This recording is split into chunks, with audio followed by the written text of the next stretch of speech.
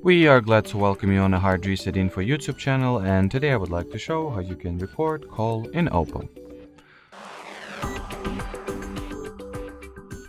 So in order to set up the call recording feature on an Oppo smartphone, I suggest that you download the free third-party app called All Call Recorder. It has pretty decent reviews and a lot of downloads, so I guess this app is trustworthy somewhat.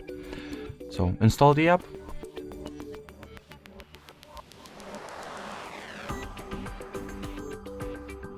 Then launch it, grant it with all the necessary permissions like recording audio, contact access, managing phone calls, background usage, and at the accessibility section, make sure to turn on auto call recorder app connector like this. And now get back to the app. Set up the pin protection if you want to, but I'll just skip this step, and make sure that the